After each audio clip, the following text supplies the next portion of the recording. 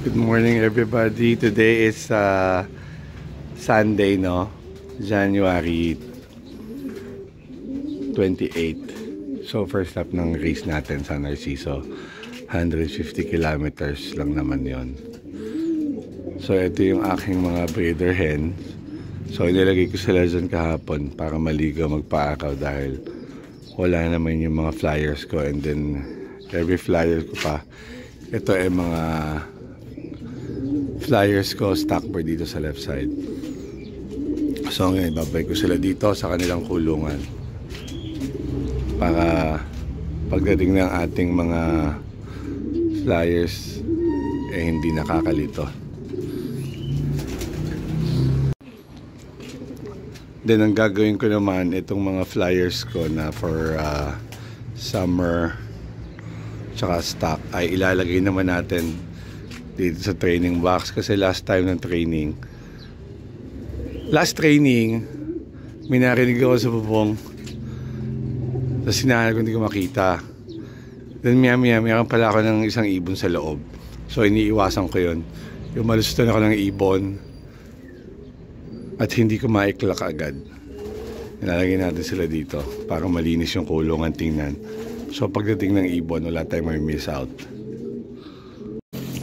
Ito, nalagay na natin. Bali 13 tong aking nilagay sa T-box. And then may iniwan akong tatlo kasi masyadong bata, masyadong malalamog sa T-box. Yan, so malinis na.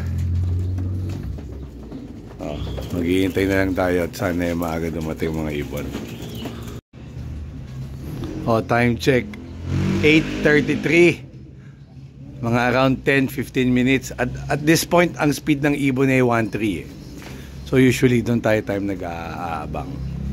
So siguro around 10-15 minutes meron ng ibon. Ayan, ang view ko, wala. Panay bubong. Sira-sirang bubong ang aking nakikita. Ayan, hopefully naman dito sila agad bumaba sa landing board. Meron tayong unang ibon, no? Ayan, ako padilim na. Baba! Ito yung kambal na sinasabi ko sa inyo. Hen. Pasok! First bird. Ayan, sabay-sabay, oh. Yan lang yon. Unang lap, malapit. Mangyayari talaga sa ibon mo, ganyan, no? Ayun, 3 agad. 4. Ayan. So, matatraffic lang tayo. Ito yung unang ibon natin, oh. 4 nang naikot, sabay-sabay. Tawagin na natin. Ayan, 5 pala. Mamma mia. Pasok! O, ayan, 5, oh. Pasok! O, mamaya na ulit. Pasok! Ito pa. Pasok!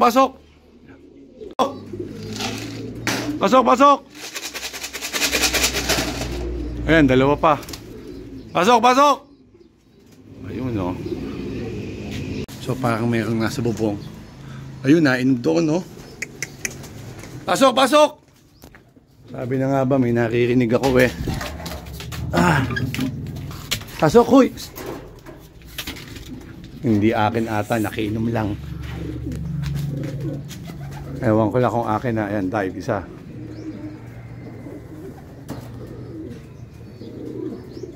So may ibon na sa dami nga naman ito, no? Sabay-sabay.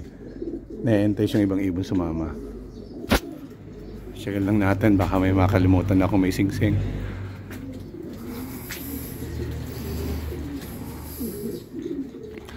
Okay naman. Pasok! Ito, all bird yan. Pasok! So as 8:52 kanina, meron na tayong 10 clock sa FE. So iniintay ko na lang 2. And then sa IPRA meron akong 2. Iba naman ang release point noon. Kaliwat kanan kasi sila today. Bali meron akong 5 sinabay.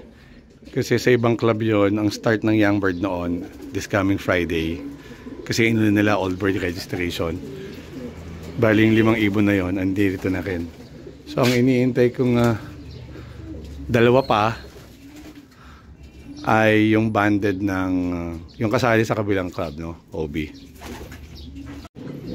So all in all, ang may sticker na ibon ay 14, and then ang training ay 5, which is andito na lahat yan. Hintay-hintay lang tayo. Okay. Pero maganda pa uwian. So ito sabay. Yung pa isa. Pasok, pasok. So eto nga pala si Salpox area natin. Medyo late. Nasa 900 na lang speed. Pasok, pasok. Pasok. Ayan o. Ayun, yun na yun. May sugat niya. Pasok, pasok. Ayaw pa. Gagamitan natin ng medyo tungkod. Ayun o. Yun ang mahirap. Diba? Okay. Bahala na siya. Correction. Nag-speed pa pala ng 1,000 si Salpox area. Ayun o. Tagal lang pumasok talaga pag all bird. O depende. Nagkataon ito lang ibon na to. So sticker count 1, 2, 3, 4, 5, 6, 7, 8, 9, 10, 11, 12, 13. So isa na lang hinihintay natin. Bali 14 lang yan may sticker eh. So ang hinihintay natin isang sticker ay young bird ng FE. Ito yung isa sa kambal. Ito yung last trapper natin. Thank you. So tayo ay 19 of 19 first lap. Ang may sticker doon ay 14. Pasok! Gagamitan natin ng stick para pumasok na. Dalawa lang yan. Papasok or lilipad. Pasok, pasok! Payat na yan ang ikinarga ko eh. Pasok. O, ayun yung stick. Pasok na.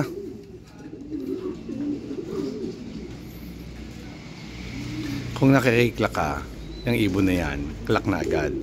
Eh since tayo mano-mano pa din, hindi natin nakukuha yung accurate time talaga ng ibon natin. So nagbe-base lang tayo sa pabilisan nilang kumuha ng sticker. Yan. So nag-uwi na yung ibon natin. So ito yung mga ibang ibon ko na inilagay ko sa T-box para clear yung loft, kitang-kita ko. So gaya ng sabi ko, kung first time kayo magte-training box, better alpasan nyo yung ibon nyo sa paligid lang ng bahay nyo. So ito yung loading station namin, dito ko alpasan. Para confident yung ibon nyo. Diba? Hindi agad mawawala. Sinasanay mo pa lang bibiglayin mo. Ayun o. Diba? So hindi pa sila maaalam talaga o. Ayun na. Tinuturuan ko. So ang kulungan niyan, ayun sa kabila oh. Kita nyo? Ayun lang ang kulungan. Ano te? Oh, yan lang. Tinuturuan ko lang gumamit ng kahon. Oh, yun. Lipad na.